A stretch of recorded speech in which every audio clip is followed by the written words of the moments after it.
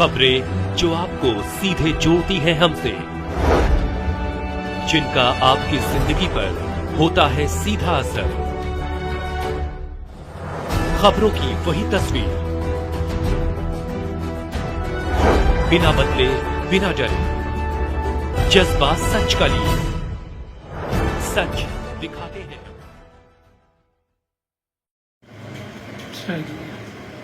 मैं गोपाल पोद्दार पत्रकार, झोपड़ा पोद्दार टोला ताजपुर समस्तीपुर बिहार चलकर 6 में इंद्रप्रस्थ अर्थात दिल्ली पहुंचा। इंद्रप्रस्थ की भूमि को नमन करता हूँ।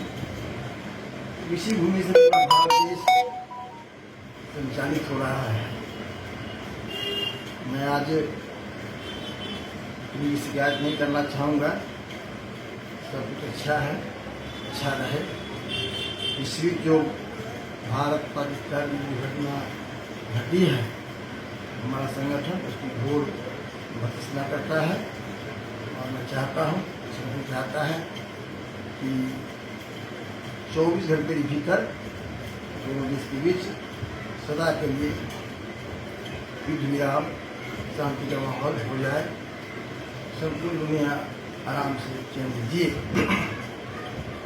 मैं शुक्रगुजार हूँ हरियाणा के पत्रकार संघ के अध्यक्ष श्रीमान आरपी वशिष्ठ जी का, श्रीमान सचिन शर्मा जी का, श्रीमती संगीता गौड़ जी का, श्रीमान नीरज गौड़ जी का, श्रीमान DL तिवारी जी का, श्रीमान राजकुमार प्रसाद जी का और भी श्रीमान हरिंद्र कौशल जी का। आज मैं यहाँ पहुँचा हूँ, इसमें इन लोग अहम योगदान है। हम काफ़ी चर्चा नहीं करना चाहेंगे। हम जो दिल्ली आए हैं उसके पीछे उद्देश्य हमारा ये है कि हम 2 दिसंबर 24 सिवान गए थे, जहाँ सिवान के विद्यादेवी में भारत के प्रथम राष्ट्रपति जी का जन्म हुआ था। हम वहाँ अखंड भारत दैनिक पत्रकार महासंघ में न्यास के राष्ट्रीय संस्थापक राष्ट्रीय अध्यक्ष के हैसियत से मैं यहाँ गया था 2 दिसंबर को, और 3 दिसंबर को नरेंद्र राव का जहाँ जन्म हुआ भारत के प्रथम राष्ट्रपति का, वहाँ मैंने बैठक करके 2 सूत्री प्रस्ताव पारित करके राष्ट्रपति महोदया के भेजा, प्रधानमंत्री को भेजा। इसने मांग किया है कि आज़ादी के बाद 1950 से लेकर अभी तक भारतवर्ष के संपूर्ण पत्रकारों को छाटा जा रहा है, और जो कहा जाता है कि पत्रकार चौथा स्तंभ है, ये केवल कहा जाता है।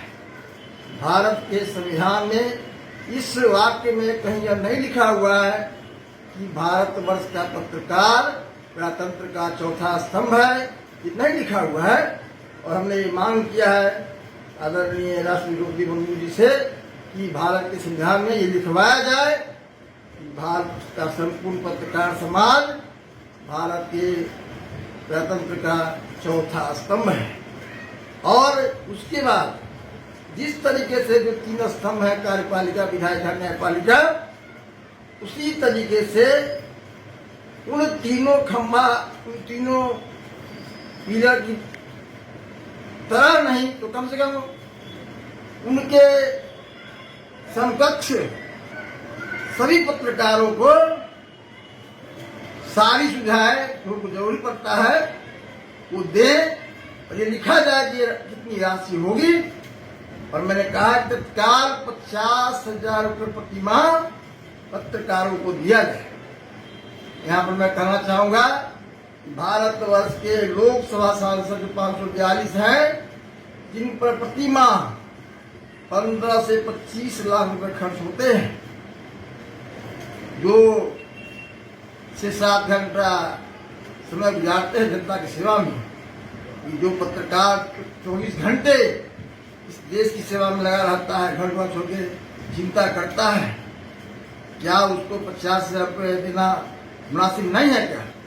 मैं मांग करता हूं कि जब तक संविधान में यह नहीं लिखा जाता है तत्काल भारत सरकार भारतवर्ष के सभी पत्रकारों को 50,000 रुपया देना शुरू करे और यथाशीघ्र भारत के संविधान में लिखा जाए कि पत्रकार स्वतंत्रता स्तंभ है और कार्यपालिका विधायिका न्यायपालिका के समकक्ष ही संपूर्ण पत्रकार समाज को सारी जरूरतों की सुविधा दी जाए।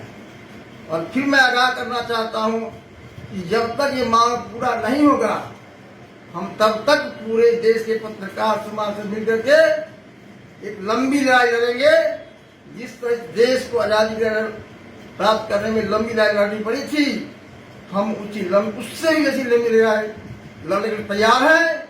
और जब तक ये मांग पूरा नहीं होगा, संविधान नहीं लिखा जाएगा, हम इसको आंदोलन करते रहेंगे। और यह आंदोलन ऐसा आंदोलन होगा जिससे किसी ही प्रकार का न तो जनता को परेशानी होगी, न ही सरकार को कोई परेशानी होगी। और हम आंदोलन करते रहेंगे। इसी कड़ी में मैं दिल्ली आया हूं कि जो अपने न्यायपालिका के अधिवक्ता महोदय हैं भारत में, जिसमें 36 राज्य भारतवर्ष में हैं, 36 राज्य के अधिवक्ता महोदय को मैंने निमंत्रण कार्ड दिया है यहाँ दिल्ली में आकर के कि आप 10 अगस्त को संगठन के प्रधान कार्यालय समस्तीपुर में पहुंचे और उस दिन जो कार्यक्रम है 10 अगस्त को वहां तिरंगा ऊंचा रहे हमारा, उस कार्यक्रम में सारे अधिवक्ता हिस्सा ले। और 15 अगस्त 25 को जब नरेंद्र मोदी जी, आदरणीय नरेंद्र मोदी जी लाल किले के प्राचीर से देश को संबोधित करेंगे, उस समय आदरणीय नरेंद्र मोदी जी घोषणा करें कि अखंड भारत में पत्रकार महासंघ ने जो मांग किया है इसमें लिखा जाएगा, उसका हम समर्थन करते हैं, ऐसा नरेंद्र मोदी जी बोले। और इसी बात को कहलवाने के लिए हम दिल्ली आए हैं। हमने भारत सभी 36 राज्य के नेताओं से आग्रह किया है कि आप प्रधान कार्यालय में 10 अगस्त को आए, तिरंगा ऊंचा रहे हमारे कार्यक्रम में। इसी वजह से दिल्ली आया हूं। और एक बार फिर मैं आप सबको विश्वास देना चाहता हूं, यह मांग पूर्ति करा के रहेंगे, लिखा के